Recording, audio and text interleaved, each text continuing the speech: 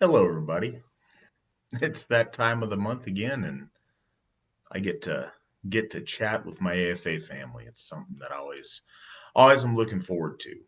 And July has been a very, very exciting month. Um, Lots of activity. One of the really remarkable things to me about 2020, we know all the craziness that's going on in the world and all the things that we see around us that causing a lot of anxiety, a lot of depression out there. But 2020 has been a really amazing year so far for the Ask True Folk Assembly.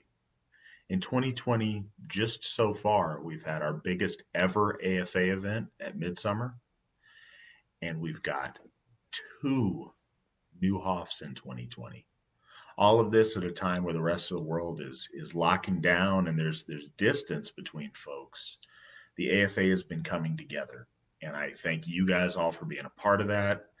I am so proud and so excited to be part of the AFA with all of the things that we're doing and all of the things that we're going to do. So, just wanted to start out talking about that. Um, I had the tremendous honor of doing the land taking and the dedication of Thorshoff on the 18th of July. And for those of you who were able to join me and be part of that special occasion, I know you guys felt the gravity of it. We could feel it in the air. We could literally feel the electricity in the air. Um, those of you that missed it and haven't gotten a chance, if you if you can make it, if you find your way towards Linden, North Carolina, you need to check out Thorshoff. Um, but it's ours, and we are building immortality. It's not going anyplace. But if you can get there, I'd highly encourage anybody who can go check it out to go see that truly holy and amazing place and see all of the hard work and all of the love and dedication that our AFA family in the Upper South region has done for that place. We have members coming from Virginia, from the Carolinas, from Maryland. Um, a lot of people traveling a long distance to make sure that place is loved and taken care of, to prepare the property that we purchased and turn it into the beautiful Hoff that we have today. And it's a labor of love that they continue to do just about every weekend out there, putting in effort, putting in blood, sweat, and tears to make that place truly shine for us and for Thor. And are very, very thankful for that. Very thankful for all of the hard work that they've put in, especially Iron Guard and especially Donner's Oak. Those two kindreds have really spearheaded that effort. They've been out there. They've put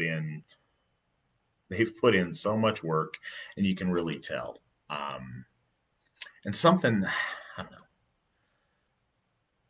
trying to describe it. It has quite a bit more property in the back and on the side than you'd think, looking at some of the pictures. And it's really, really a special place. Um, get a really good feeling there.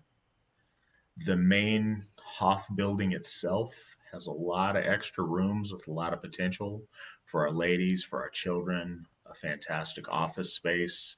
And there's a lower floor with a lot of area for storage. I think the guys there are maybe going to put up a heavy bag and have some weights down there as well.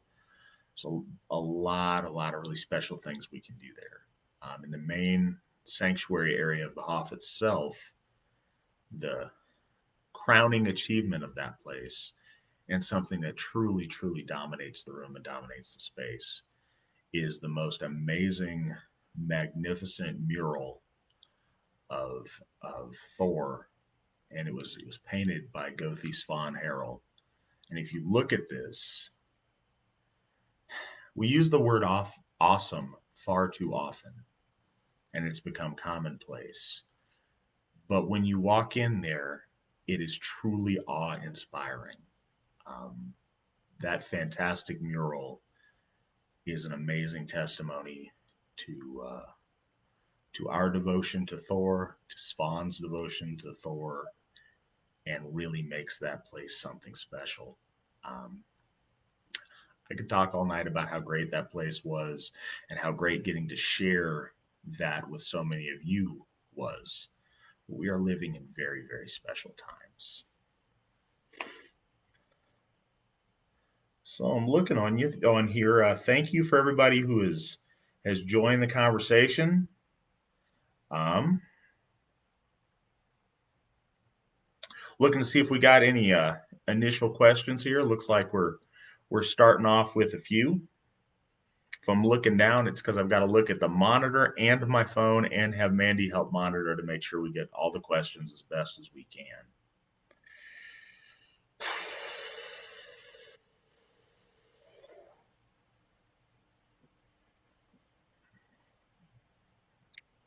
Um, Folk Builder Trent East wants me to explain for any new folks that may be tuning in because of our recent acquisitions of those two Hoffs, why Asatru is an ethnic faith, why that's important, and to talk a little bit about that.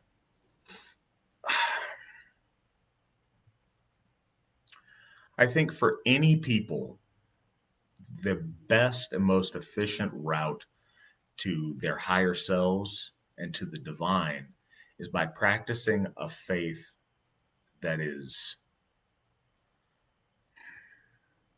built within them from their innermost core, from literally the very fiber of their being. Um, the world around us, certainly in the West, has for a long time been very familiar with Christianity or Judaism or Islam, those three being Abrahamic faiths. And the nature of those, certainly of Christianity and Islam, tends to be universal for all of mankind, all of the people in the world. But historically speaking, that's very anomalous. Most faiths were, and numerically are still, ethnic faiths. They're a religion based around a specific group of people and their links to their ancestors. And in Asatru, we believe that our ultimate ancestors are our gods. So it truly is being part of a family, of a great big AFA family that goes all the way back to Odin and to the gods. Um, that is the best way for people to practice religion, is instead of trying to beat a square peg into a round hole, to practice the faith of your people, of your ancestors, a faith that's literally hardwired into your very DNA. We believe that strongly in the Asatru Folk Assembly. Our founder, Steve McNallen, called that metagenetics. And it's kind of a core principle of what we do, and it brings us a lot of benefit.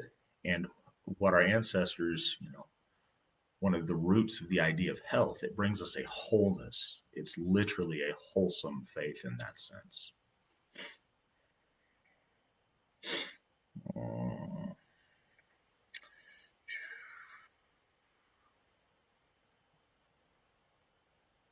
Ian, glad you joined us tonight, and I'm glad to hear you want to put in your application. That's fantastic. I look real forward to seeing that. That's really great news, and I'm excited about it. Mm. Matthias, you missed the beard. Sometimes I find myself doing this to a beard that's not there. We'll see. Maybe this fall I'll grow it back again for the winter season. Um,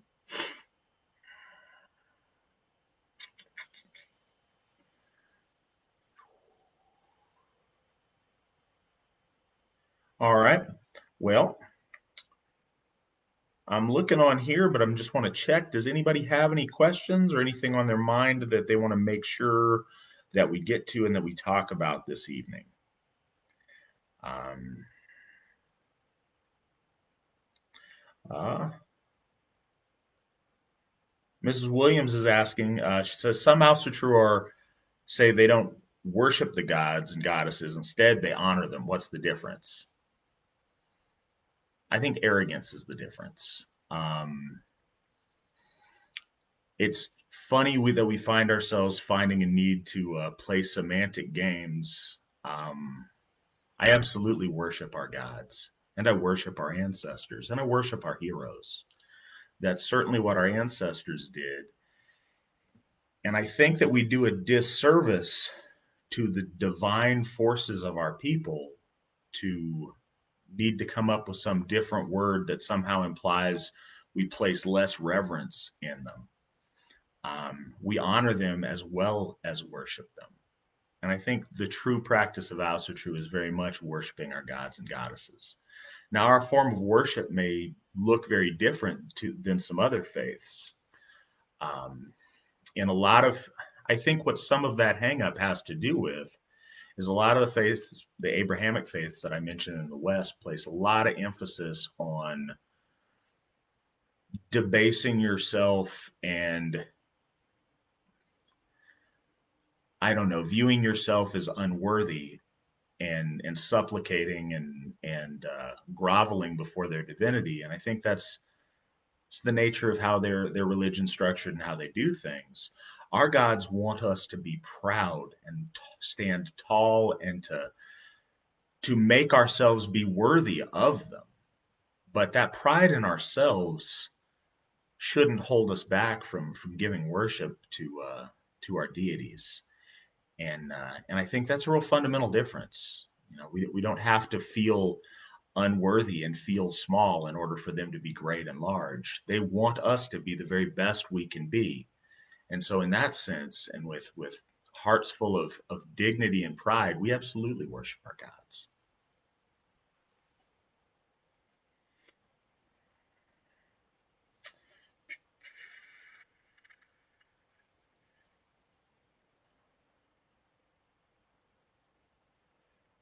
Mark, now that we have three Hoffs, are we looking at a fourth? Absolutely, we are. We're looking at a fourth, we're looking at a fifth. In a broader sense, we're looking at knocking out the first 12 and then coming up with what our plan is after that. Um, but yeah, we're absolutely looking at the fourth Hoff. We don't want to get ahead of ourselves. We do want to be responsible. We need to go ahead and pay off these two Hoffs. We were able to work it to where we didn't have to incur any additional debt for the third Hoff, but it is important for us to be responsible. So I do want to get these Hoffs paid for and taken care of before we extend ourselves on a fourth one. But yes, we're absolutely looking for that fourth one. I told you once we get one done, we're going to immediately start trying to figure out on the next one because we're absolutely going to have Hoffs across this country and around this world. Wherever our folk gather and worship our gods, we want to make sure there's Hoffs there to shelter our people and to honor our gods. Hmm.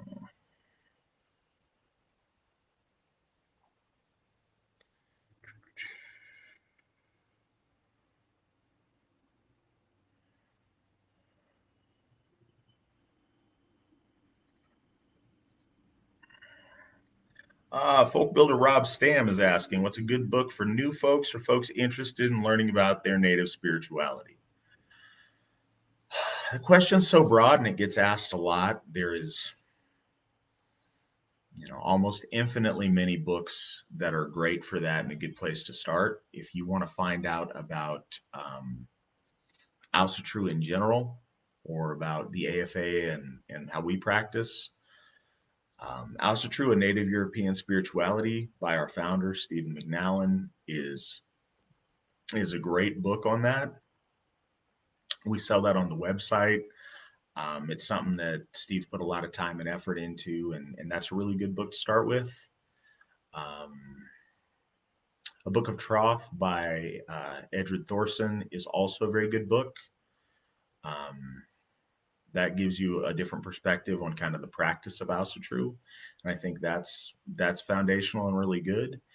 And for anyone out there who wants to know about runes and things in that sense, um, the Runes Workbook by Leon D. Wild is a fantastic beginner's first book about runes. So, younger people or anybody who are just starting the runes fresh, I really love that book, and I always want to plug that as best I can. So, those are a couple of suggestions I have.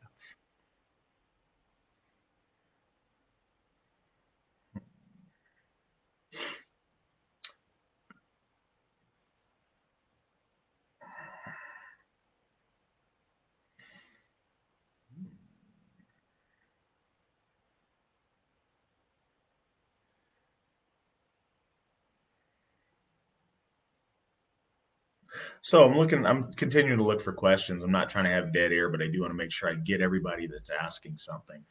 Um, Something that I noticed, and I touched on briefly when I started this conversation. Um,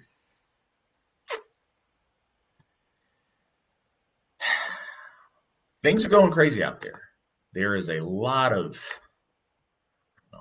messed up things in the world, and for a lot of us, it's very concerning. And I know for a lot of our AFA family, it can be really scary, and it can cause a lot of anxiety and a lot of stress. And I get that, and I want you guys to know that I get that. Um, Please don't think that Mandy and I don't often find ourselves, sad about what's going on in the world and here in the United States where we are. There's a lot of stuff that's not recognizable to us and the values that make any sense to us. But the thing is that's most important, I feel, in coping with any of that stress or any of that anxiety we have about the world around us is what can we build? What gaps in that system can we fill with what's ours? Um, Something that I found that's very special. One thing that's been very hard has been the social distance and the mask wearing and a kind of a dehumanization of people. Don't get me wrong, if you have a medical condition or if you're genuinely very scared of this and you need to do what you're going to do for your family and to make yourself feel like you're doing the best you can. And I don't mean to disrespect that. But for a lot of folks, that alienation and that distance has been very difficult.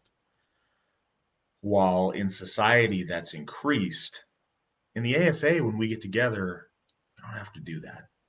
We don't have to do that. It's been so nice to get together and hug one another and share the horn.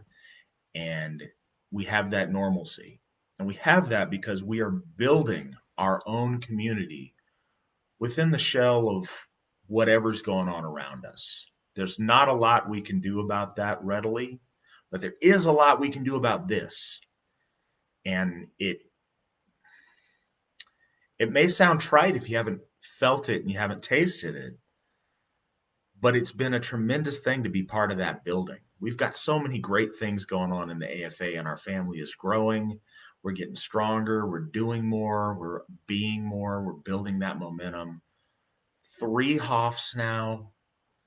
It's a special thing, and we're building something really special. So everybody who has that anxiety and that fear and that discomfort with the state of the world around us, do whatever you're going to do. If there's, you know, vote how you're going to vote, take part in things in your community that you think will help, absolutely. But be part of this. Make this a priority. Come out to this. Your AFA family is here for you. And while things out there may be worse than you're used to, things in here are better than they've ever been. So take strength in your AFA family. Let's all take strength from each other. And not only can we do great things, but we are doing great things. So take heart in that.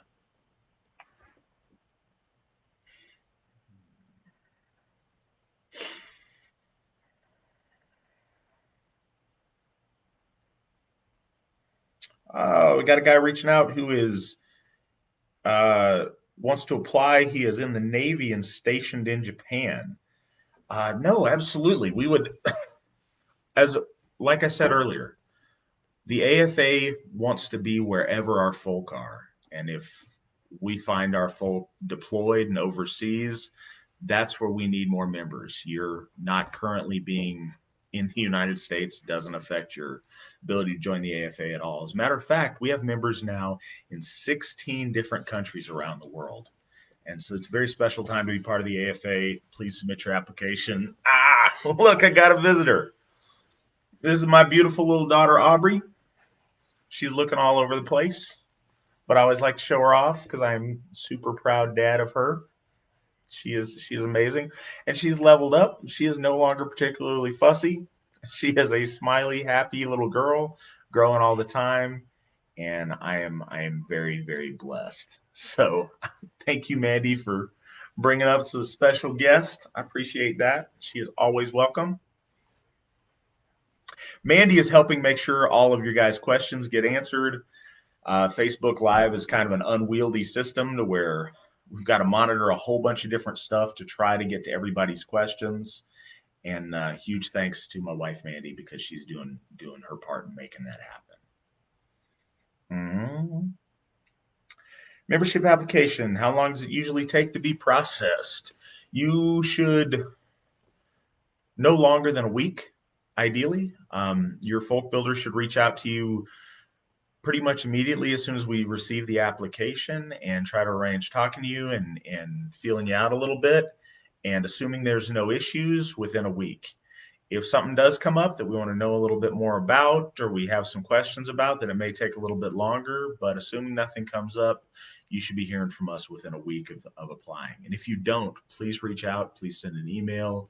You can email me personally, mattflavel@runestone.org, if for some reason there's a holdup, and we'll get you situated.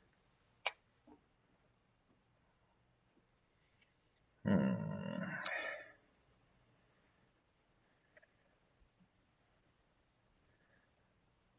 Where is the next Hof going to be located?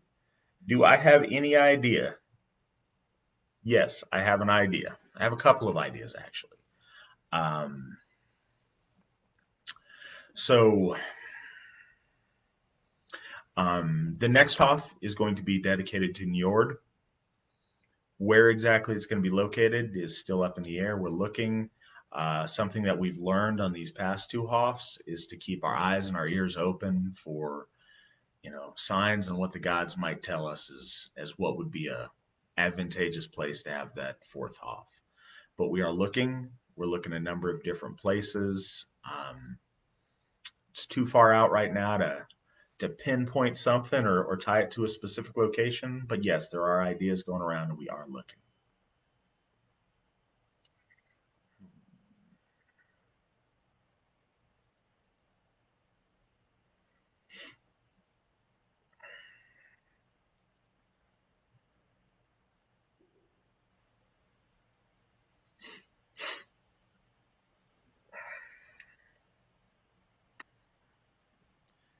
And like I said, while we go through all these finding comments that may not show up, um, please don't take it personal. I do try to go over the next probably day or so reading any messages, and if there's something that I miss, I will absolutely try to get back to it. If for some reason I don't get to it, it's not because I don't like it. It's because I'm having trouble navigating the technology here and finding your question.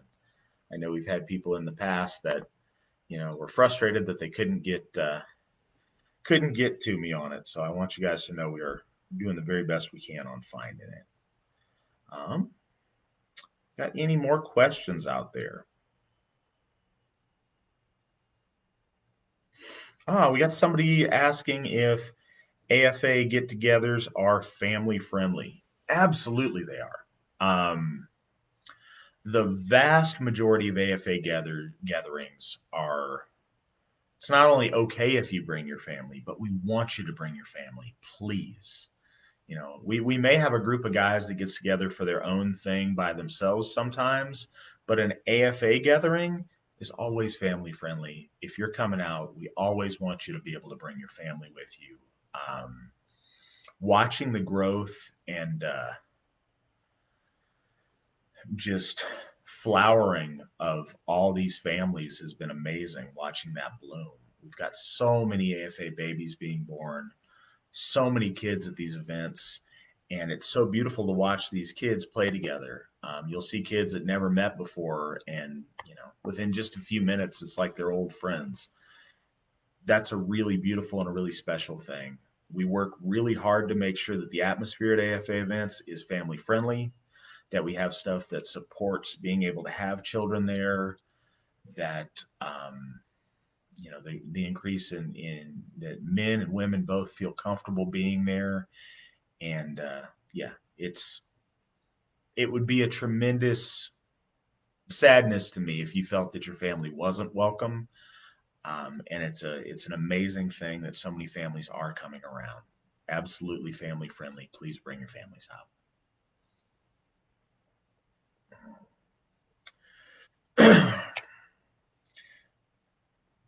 What else?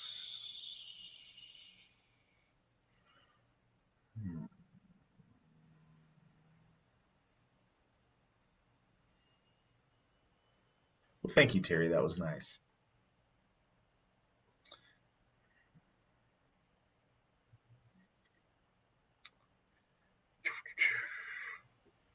All right, guys, I'm still going through here trying to look for stuff. I appreciate so many questions and so many people chiming in tonight with stuff they want to say and things they want to ask. Lane, when I mentioned that we're looking at, we have ideas. Don't think that that doesn't come to mind. All right, best way to find others in your area. Ask Cliff. Cliff, I don't know where you are. Let us know in the chat, and we'll try to get you in touch with your local folk builder. For anybody out there, there's a contact page, www.runestone.org. That's got your folk builder, that's got local Gothar in your area. That's going to be your best way to get in contact with local people. Um, your folk builder in your region is your prime AFA local contact. Not only is it good to get in touch with he or she, but they can get you in touch with other people in your area and really help solidify that and make that real for you. And they're more than happy to help. That's literally what they're there for. So please do reach out to your local folk builder. And like I said, Cliff, if you share with us where you're from over in the sidebar, Mandy or myself or one of our folk builders will chime in and get you where you need to be.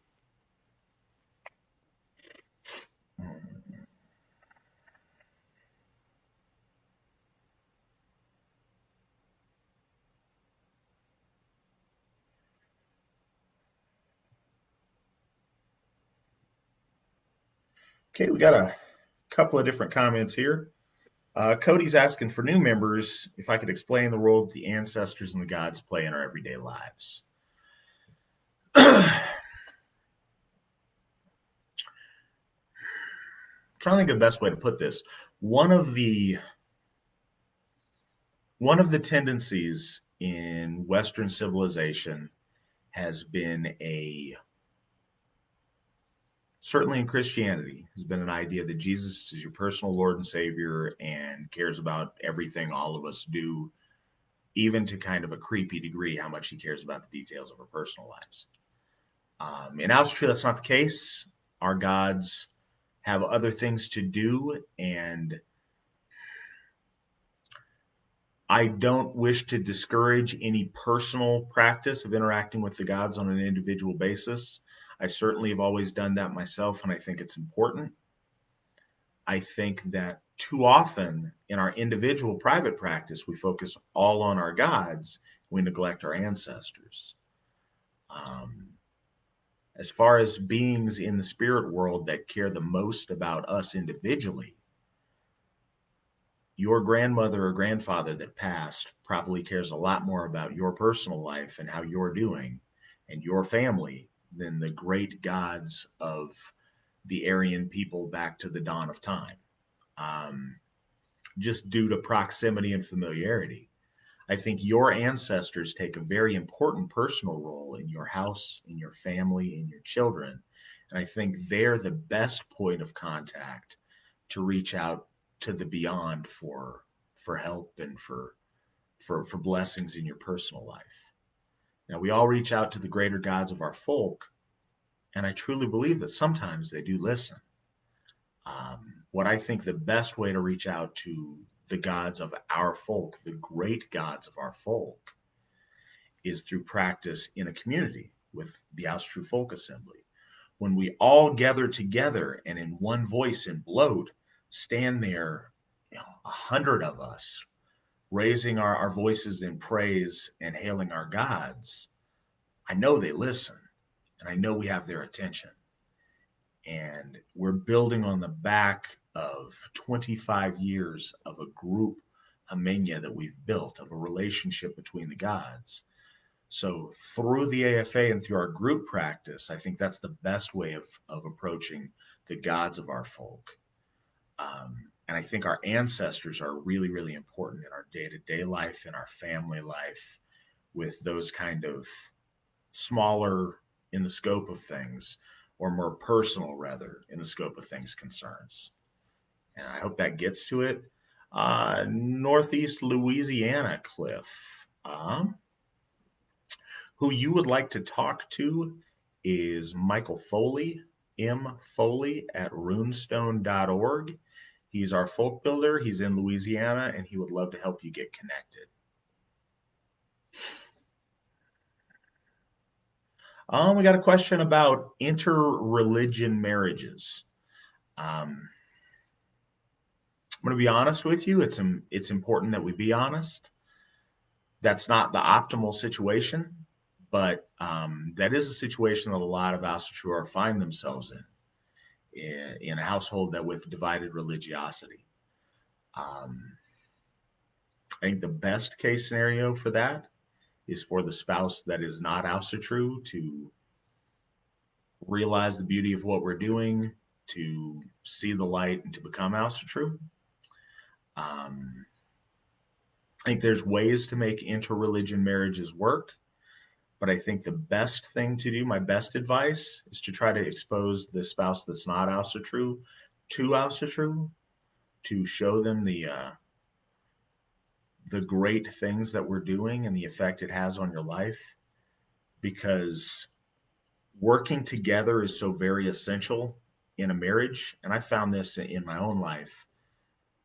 Once I found a partner that was Asatru, everything clicked and everything became so much better. I would advise everybody out there, if you're in a spot, to build relationships with people who are going the same direction that you want to go, so that you guys can journey through life together in one direction instead of gradually over time moving apart. And if you find yourself apart when you get together, I'm very hopeful that that you can work with your spouse, that you can work with Weird, and that you guys can grow closer together. So eventually you guys are on the same path. Being on that same path is extremely important, and it's especially important when raising children.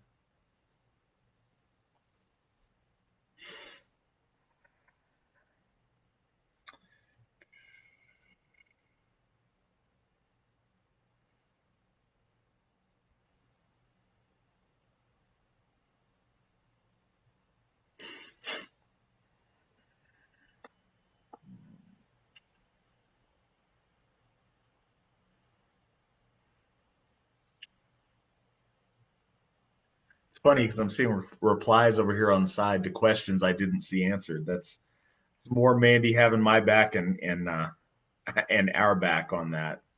Appreciate that. So I'm looking to make sure there's stuff I didn't miss. One thing that is absolutely worth mentioning and taking the time is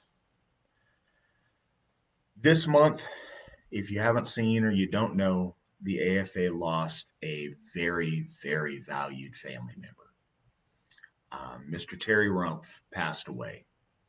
Terry was a member of Raven's Blood Kindred. He was a very important member of our Deep South region. And if anybody got a chance to know Terry, he touched so many lives. The way he handled his last few years that were fraught with ill health showed a very impressive dignity. Um, Terry was a great man. I count myself very fortunate that I got a chance to know him, a chance to speak to him, and yeah, he will be truly, truly missed. So, hail Terry Rumpf.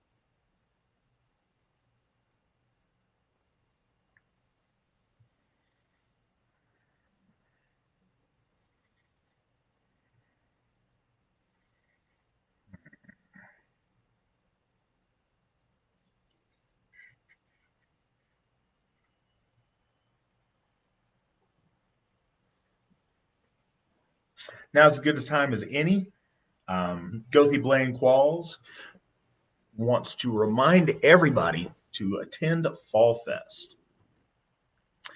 Fall Fest is September 4th, 5th, and 6th in Minnesota. If you guys have not been to Fall Fest, It is a very, very special time. It's a very good time. It feels like a big family reunion. Ever since the first Fall Fest, it has been something I look forward to every single year.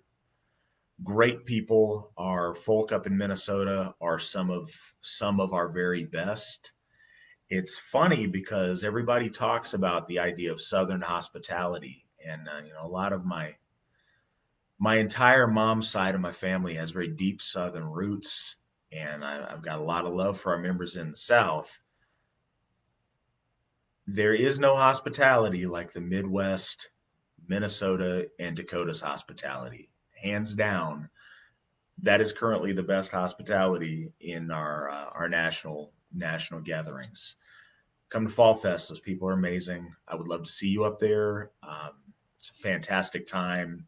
If you're feeling cooped up with all of the various things going on in the world right now, and you're feeling socially distant, not connected, come to AFA events, come to Fall Fest, give me a hug. Let's have a weekend of something, life the way it should be, and not the way that we've had to settle for a lot so far this year.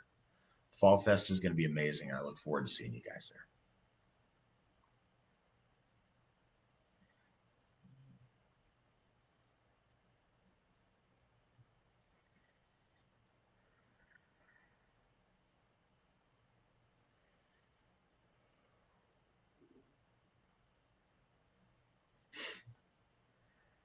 Damien, you're also going to want to get in touch with Michael Foley. He's close there. He's in Louisiana and can get you squared away. Also, Lane Ashby, who is on the side listening to us right now, he is a folk builder for the region Mississippi's technically in, the Deep South region, and he can certainly get you squared away on other members in Mississippi and help you get something going there if you're interested.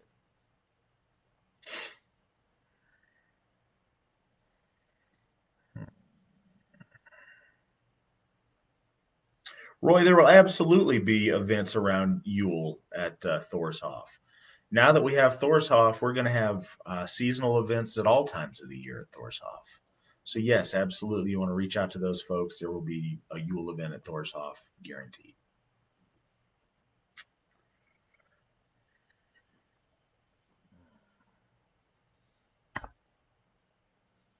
Got a question about the well and the tree as it relates to our folk. And if you're completely brand new, I'm not sure who all we've got in the audience tonight or who may be listening.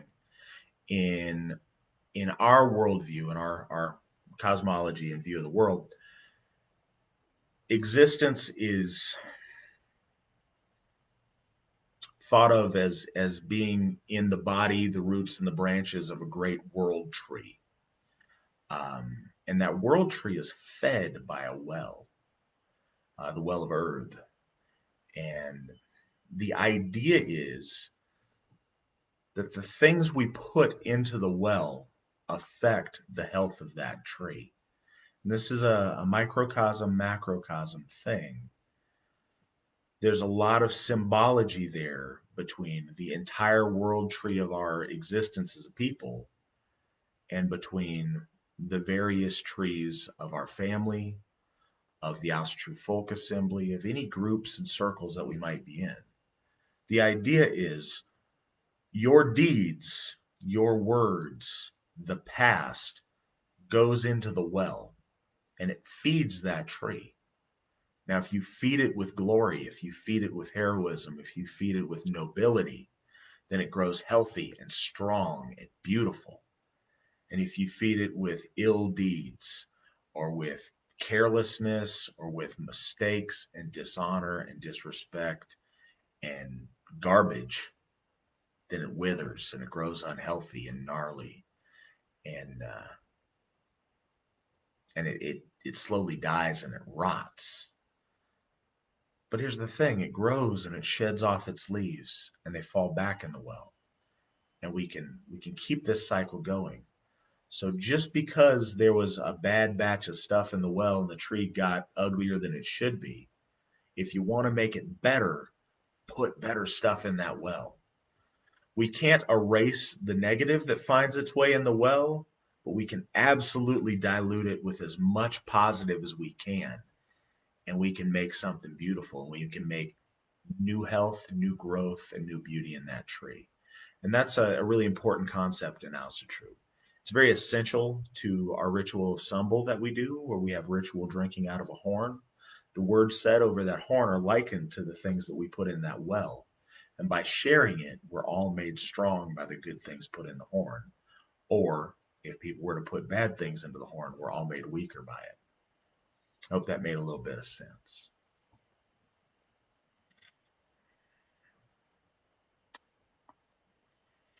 Hmm. Roy, yes, there is already a date set for the dedication of Baldershoff. That is going to be coming up in November.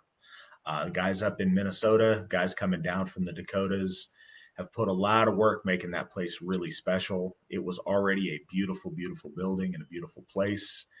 And with the love these guys have shown it, it is shaping up to be really remarkable, and it's going to be really something to behold. So yeah, keep your eyes open for in November having that dedication of Baldershoff. I will be there, and I'm very excited for that.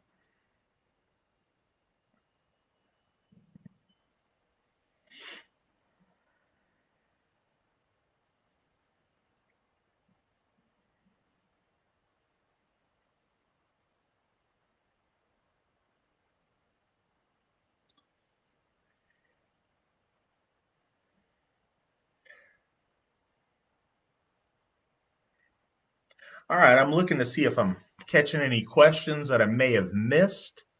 If I haven't gotten to you, please ask again or something because I'm looking and I'm very eager to answer anything you guys are care enough to ask. Hmm.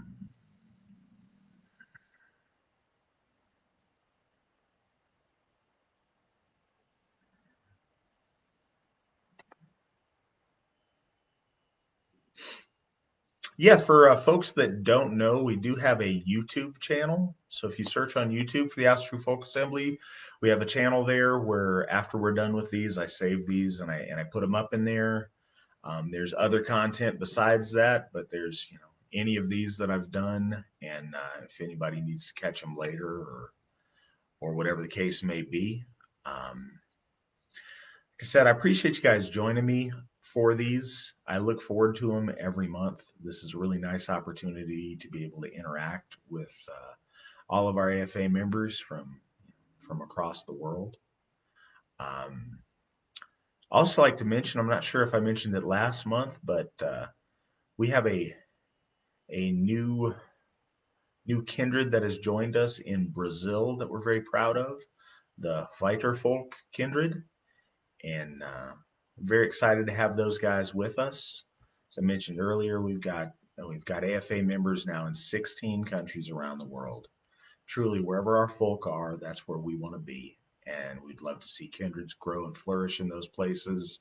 We'd love to see Hoffs there, and with our third Hoff having happened, we're well on our way to making some of that a reality.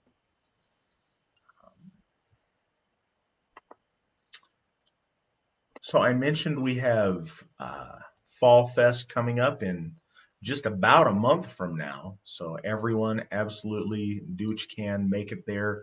But also, if for some reason you can't, or if you want to do both, which I'd highly encourage, Winter Nights in the Poconos coming up in middle of October. If you can make it there, that's an amazing event. It's very special. It's a beautiful place, a beautiful time of the year. We've checked. There's no worries about the camp. Everything's great. Everything is squared away, and we're very excited for it this year. So personally, Winter Nights is a very special event for me. It's where I met my wife Mandy. I have a lot of good memories from that site and from that event. So if you can't make it out to Fall Fest, or even if you can, go to Winter Nights in Poconos. It's absolutely amazing, and Cliff and his wife Katie Erickson, they do so much to make that event special. So looking forward to that this year too. We've got a lot of really exciting things in store. We're still celebrating our 25th anniversary all year. So these events are all very special and they all mark a very special time in our history. And it's another thing I wanted to mention. We are well on our way. I've talked about this a few times. We are working behind the scenes. We have some pretty amazing volunteers working to compile and write a history of the Austrian Folk Assembly. Um, Knowing our past, knowing the amazing story of how we got to where we are is really important and gives us something to build on. And that's something that when I first joined the AFA, I wanted to find out more about, and it just wasn't available. We're going to have a history of the Austrian Folk Assembly, and we're going to get that going as soon as we can. We're going to keep adding to it, compiling it. History is so very important to us, and we're really focusing on that from this year on into the future. One thing that we're making sure we have at each of these Hofs is a Hof historian to write down our history at these Hofs, to track the things that happened at these really special places, and to learn and compile some of the history of these sites before they were ours, the buildings that we've taken over, the land, where what it was beforehand, how it developed, how it grew. And we're going to add our layers to that story as the years go by. So history is really important, and we've got some really great volunteers putting that to the forefront lately. Got any more questions tonight?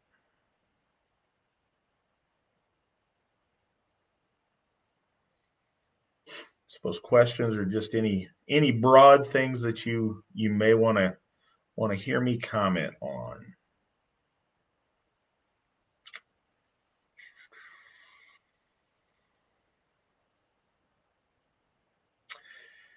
What I recommend for daily practice.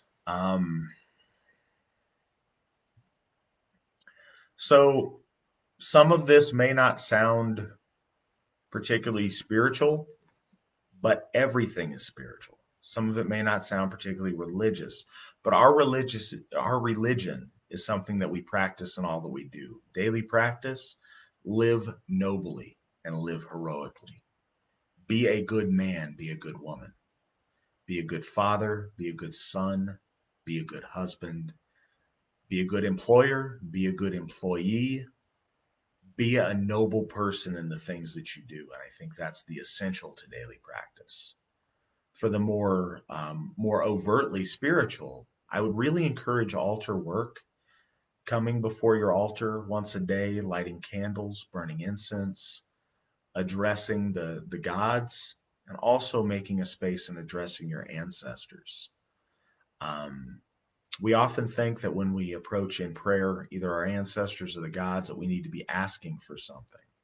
It's not the case. We can just be thankful for something. We can just say thank you. What else we can do is in that holy space in our home, we can make affirmations. We can affirm our goals and things that we will do.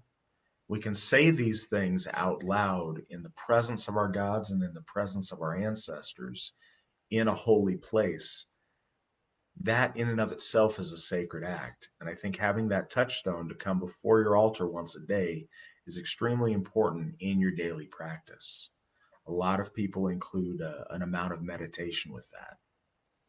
One thing that I've found very useful in meditating and altar work has been Galder. Um, for those that may not know, Galder is basically chanting a rune.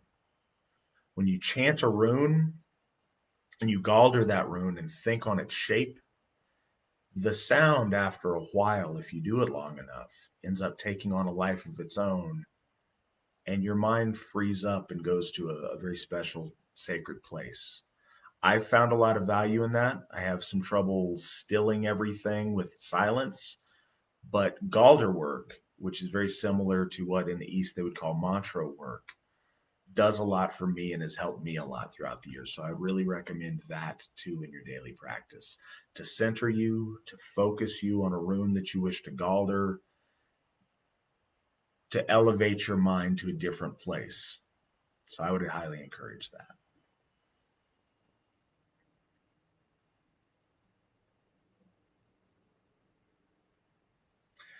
Do the gods fight among one another?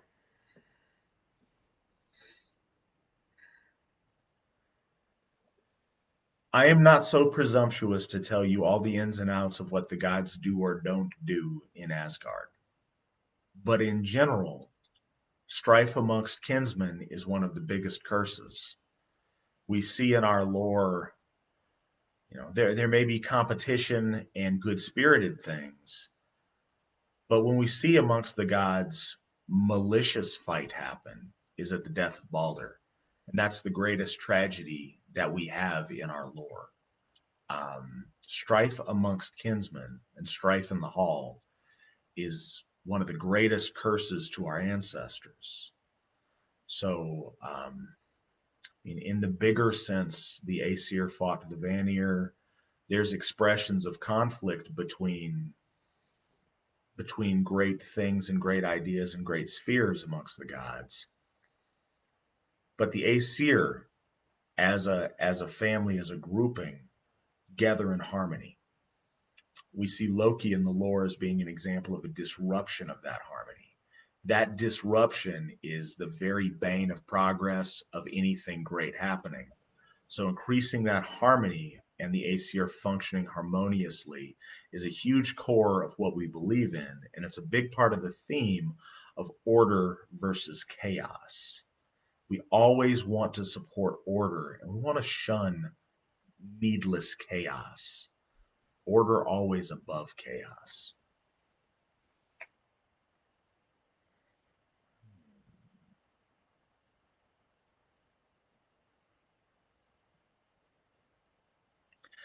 As to true morality, do we have rules?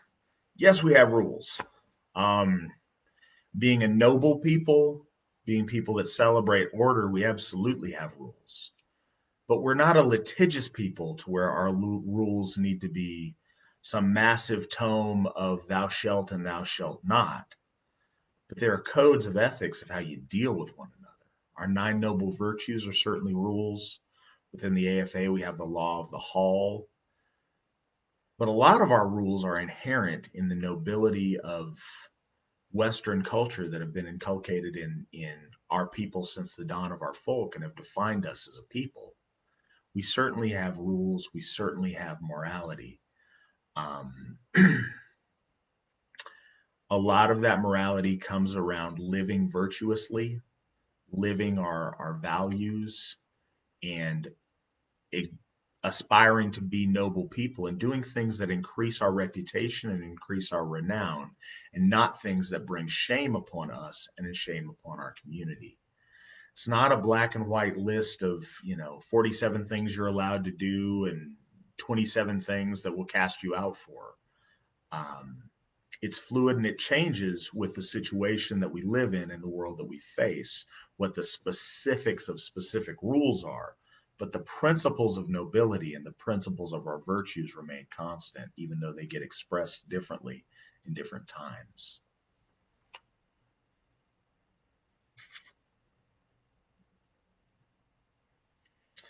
Daniel, how does one become an apprentice folk builder? One reaches out and talks to the current leadership in your region, the folk builders, and if there is a Gothi or a Githia in your region, those are the ones that you want to speak to. Let them know what you'd like to do. Oftentimes, they'll see if you've been around and been a member for a little bit. They may ask that you host a couple little local get-togethers and see if that's something you're comfortable with, and they can talk to you a little bit more about moving you in that direction. We always love volunteers. We need folk builders. We love the help. So if that's something you're called to do and you want to do for the folk, please reach out to your local Gothi or Githia, and they can get you squared away on the right track.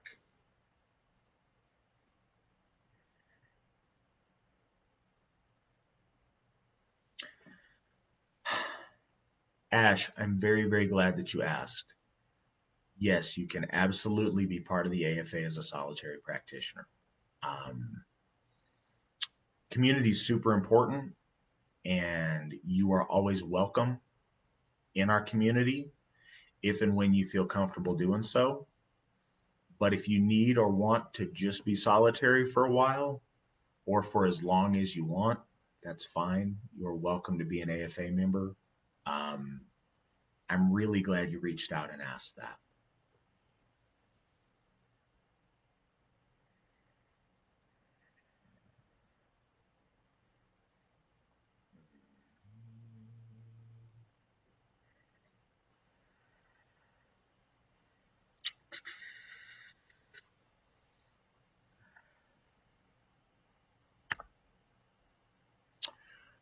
What is Haminha?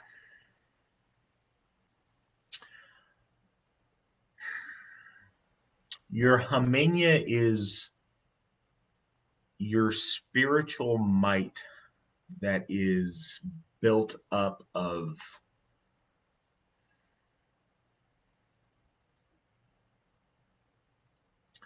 I guess the best way to describe it is a combination, or the sum of your defeats and your successes. Your Haminha is the spiritual might that you build, and you build it strong through right action, through heroic things, through fame, through doing good, and you diminish it by moral compromise, by degeneracy, by bad behavior. Um, and this can increase and it can decrease depending. But your Haminha is that value. And we believe that when we function as a group has a Haminha as well. Your family, your kindred, the AFA in general, in a huge sense, our folk in general. But your Haminha is the spiritual might that you've built. And it's not just by being a good guy or being a famous guy, but it's also by right practice and consistent ritual practice. If you do consistent ritual, you do consistent meditative work, you offer to the gods regularly, you interact with your ancestors regularly. As you grow in spiritual power, your Haminha grows as well. And when you participate in Sambal and you share your spiritual energy in the horn with other Asatruar, they benefit from your Haminha and you benefit from theirs. So it's important that we share good Haminyas amongst each other so that our group Haminya gets strong. Whereas if we were just made up of a bunch of jerks, then we have somebody who's great that gets together with us. Their Haminya goes down because they're hanging out with a bunch of losers. That's why it's really important in the AFA that each of us tries to be the very best we can be, so that what we share with our family, what we bring to the table, is the very best it can be. By us all being great, we spur each other to even greater heights. By us all doing our very best, we come together with the best Haminha and the mightiest Haminha. That's kind of a real quick way of explaining it.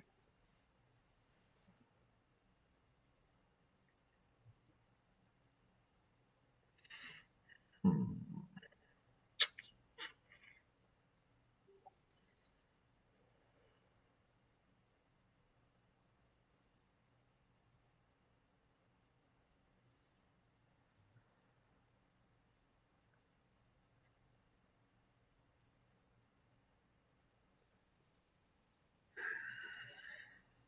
All right, guys. Well, that hour went by very, very quickly. If you guys have any last things you want to ask that I didn't get to, um, yeah, any last questions or any last things that you want any kind of comment on before we call it a night? Oh, I didn't mean to ignore that question. Hollander's translation of the Eddas is a really good one. Um, I think there's something a little bit to be gained out of all of them. I don't. I've yet to run into a translation that I really dislike. Um, but I think that we're best served if you can take a couple of translations and put them together, and then you get kind of an idea of where everybody's in agreement and where there's something a little bit different. So I would encourage, take a look at a couple of different translations, especially if there's a point that really sticks out to you, either positively or negatively, that really speaks to you. I'd take a look at a couple different ETA translations to see what the different translators have, how they've interpreted the language. And thank you for chiming in on that, Blaine and Mandy.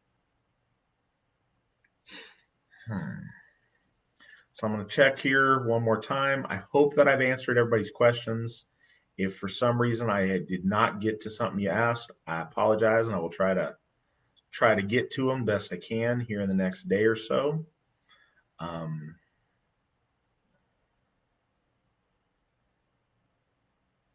Okay, last question. Got a gentleman, Daniel. You asked about, has the AFA considered buying land to build an AFA community on? Yes, absolutely. That has always been something that our people have dreamed about doing and thought would be a good idea. The idea of it always seems to be better than the practicality of actually making it work. I don't say that to squash any dreams. Maybe one day that'll be a great reality. Something that our people tend to do is fantasize about, getting some big spread of land somewhere and building a little AFA village on it and doing all these things. And that's great and beautiful. I myself really bought into a plan on that about 6 years ago. And what I found is what most people run into is you'll have one or two people that are very, very committed. And then you'll have other people that the more it becomes a reality, it's just too big of a jump. It's too big of a jump for most people. Maybe we'll get there. I'd love to see us get there. But what I think is much more reasonable is in our regular lives that we're in, have our people move closer together. An AFA community doesn't have to be a set aside, 100 acres off in the middle of nowhere. You start with an AFA community if you got AFA members that move to the same state, move to the same county, move to the same town. You have an AFA community when you got AFA members that decide to move to the same street or the same neighborhood. Or heck, if you're in an urban environment, you have an AFA community if people live in the same apartment building. The closer we get together, that's where AFA community is. And what I would really encourage is while we plan for, the big AFA intentional community somewhere, in the meantime, let's not let perfect be the enemy of good. And those of us that are mobile, or if you don't have anything going where you're at, move next to some other AFA members. I think a really great idea, if you want AFA community and you're mobile and you don't know where to put down roots, get near Brownsville, California, get near Linden, North Carolina, get near Murdoch, Minnesota, and let's start building communities around our Hoffs. That's what I'd really encourage. It's been great talking to you guys tonight. It's always great talking to my AFA family. I love you guys. I look forward to seeing everybody at Fall Fest, and I will talk to you guys again next month, if not sooner. This is an amazing, amazing time to be part of the Out Street Folk Assembly, and I'm glad you guys are here we can share that together. Hail the gods, hail the folk, hail the AFA.